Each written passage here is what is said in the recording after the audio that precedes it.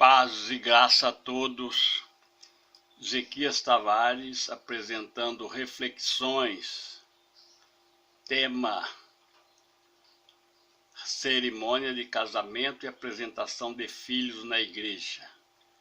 Apresentamos em nome do Senhor Jesus. Isaac trouxe-a para a tenda de sua mãe, Sara, e tomou a Rebeca e foi-lhe por mulher e amou-a. Assim, Isaac foi consolado depois da morte de sua mãe. Gênesis 24:6. Bodas de Caná, Jesus, seu primeiro milagre, consta em São João 2. Ele participava de uma boda, transformou água em vinho, simbolizando ali o vinho velho que acabou, seria a lei, e o vinho novo seria a graça. A palavra boda tem sua origem no latim vota, vota, que significa promessa. É uma celebração de casamento. No plural, a palavra bodas faz referência aos votos matrimoniais feitos no dia do casamento. Convém informar, no momento do casamento é costume dos judeus os pais abençoarem a noiva, colocando suas mãos por cima da cabeça da noiva e proferindo a benção. Que Deus te faça como as matriarcas Sara, Raquel e Leia, e assim por diante. E também a benção sacerdotal. Benção sacerdotal não é um sacramento ou uma oficialização, pois no caso de nosso país, o juiz de paz já o faria ou fez. Uma falta de iluminação espiritual é o ministro evangélico imitar o romanismo, porquanto depois de os noivos ouvirem a leitura do texto bíblico inerente, algo que deveria ter sido ensinado nas pregações dos cultos ou em reuniões de mocidade, aí vem ainda aquela explicação cansativa, exaustiva e na maioria dos casos sem nexo, por falta de sabedoria e aptidão ou por falta de espiritualidade, quando prevalece a prática e intelecto humano e a linguagem clássica.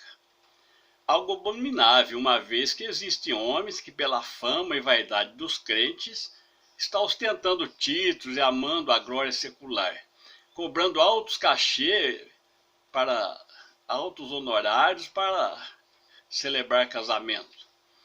E por conseguinte, suas agendas comprometidas por longo tempo. Essa prática faz com que os noivos repitam os votos de compromisso feitos perante o juiz de paz, falando tudo outra vez aquelas palavras ritual lá. Debalde está escrito que as escrituras que as autoridades são colocadas por Deus, Paulo, Romanos 3:13. Portanto, autoridade competente para oficializar tudo o que é de suas alçadas. Somos polêmicos ou estamos mostrando uma realidade dos últimos dias que começou há muitos séculos? Leia Coríntios 10:11. A cicatriz das doloridas e valiosas experiências nos autoriza a dizer que muitos seriam mais felizes se não tivesse submetido ao narcisismo de vaidoso e inflável ego de ministros pedantes que amam essa conveniente prática. Coisas que pactuam com o delinquente sistema babilônico, cuja representação, número 606, ouro, que já selou a muitos cristãos devido às suas prioridades e escalas de valores. É contraditória essa lamentável preocupação com o chip, que provavelmente virá só fazendo formalizar o temido selo. Sendo a Bíblia o livro adotado pelo cristianismo, gostaríamos que alguém nos mostrasse onde consta no Novo Testamento o ritual ou celebração de casamento dentro da igreja. Espírito e carne devem ser separados, do contrário compromete a igreja. Bem como a apresentação de filhos com toda aquela pompa e ostentação, incluindo filmagem, como se fosse uma festa. Ainda vamos chegar lá nesse ponto. A graça mudou muitas coisas e costumes. Na admirável cultura judaica, as noivas cobrem o rosto com o véu a ser levantado pelo noivo, indicando que este não está interessado em sua beleza física, que desvanece com o tempo, mas pelas suas qualidades espirituais.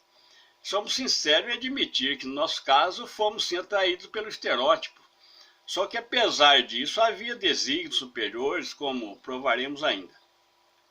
Logo, esses costumes submetem em termos o cristão a certa hipocrisia. Porventura a graça divina nos veio libertar do quê? E de quê? Reflita. Em parte concordamos com os judeus, posto que creem que a união de um casal é determinada no céu. Vamos narrar uma experiência pessoal. Nossa esposa, a qual é companheira e ostenta vários predicados louváveis, embora imperfeita como nós, todo ser humano. Pois do contrário não estaríamos no mundo, que a propósito é um cadinho, ou seja, utensílio usado pelos ouríveis para purificar certos metais, tais como prata e ouro, cumprindo algumas afirmações do Cristo, porquanto nossos temperamentos e personalidades são opostos, houveram muitos atritos entre nós, intensificados permissivamente por inesperados acontecimentos agravantes. Cumpre-se então que mestre diz, os inimigos do homem estarão dentro da própria casa ou da família. Isso consta em Oséias 7,6 e Jesus reprisou em São Mateus 10,36. Isto é de uma abrangência e profundidade tremenda, que por várias razões não entraremos no mérito da questão. Por conta dos referidos atritos, certo dia, por uma imaturidade, precipitadamente sem sabedoria, falamos, nós não deveríamos termos nos unidos. Acredite quem quiser, mas na mesma noite daquele dia tivemos um sonho onde ouvimos uma voz dizer-nos, vocês foram designados um para o outro.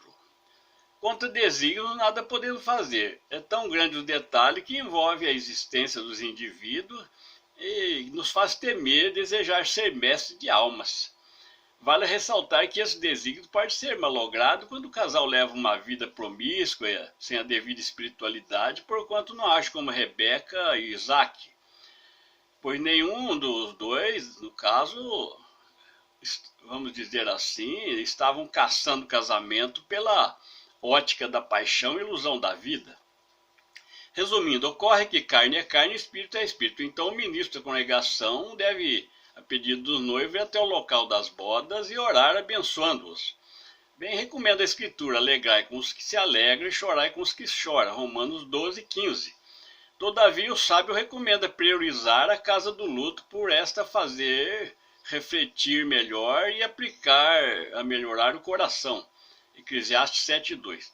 Porém, para ter a oração do ministro, deve-se levar em conta o testemunho do casal, mesmo porque, entre outras coisas, pode ter havido alguma prevaricação e esta é prejudicial à vida espiritual.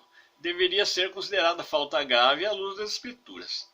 Apenas um exemplo, na década de 90 houve um caso onde uma doutrina tradicional pentecostal realizou a cerimônia de um ídolo do esporte, sem julgar, mas é difícil um líder assalariado pela igreja desprezar um afortunado.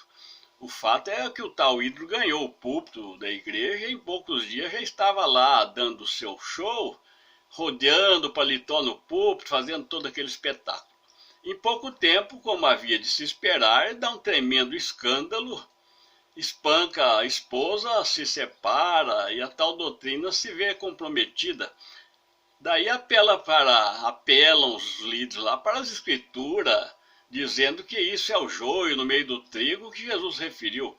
Mas Jesus disse que o joio foi semeado pelo inimigo e não plantado por quem devia semear a palavra sem torpe ganância. Nos poupem. Isso, entre outros absurdos, coloca os evangelistas autênticos na vala comum e em descrédito total. Como se calar diante dessa vergonha que detrata o evangelho? Vamos ao tópico, apresentação de crianças na igreja. Me mostre também onde isso foi praticado na igreja primitiva. Na lei era apresentado os meninos depois dos 40 dias da purificação de suas mães. E Jesus foi apresentado para cumprir a enferma lei que ainda estava em vigor, pela qual ninguém se aperfeiçoou, dado que o homem adâmico permaneceria quase tal e qual não tivesse a lei servido de babá para o conduzir a Cristo. São Paulo aos Gálatas 3:24. Leiam as escrituras isentos das interpretações convenientes e particulares. Vamos parar por aqui, pois uma pequena centelha de luz se impõe. não é o ideal, mas atenua as densas trevas, porquanto as trevas apenas se opõem. Por analogia, tente colocar a escuridão onde há luz. Agora faça uma pequena janelinha numa caixa escura e a luz acaba com as trevas. As coisas físicas, ou de baixo, realmente são sombras das metafísicas do alto. Que ninguém vos domine seu bel prazer com pretexto de humildade. Colossenses 2, 17 e 18. A escravidão de Sansão fez odiar, e mesmo cego e com pouca força, matou muitos de seus inimigos sob o monturo de seu próprio templo. Inimigos espirituais são para serem odiados. É bem nesse sentido, aparentemente contraditório, que o salmista se expressou, que odiava com ódio completo seus inimigos. Leia Salmo 139, 22. Graça e paz. Ouçamos a seguir o hino. Até o próximo vídeo, permitindo o Supremo Criador, com o qual e pela causa é nosso compromisso e assunto.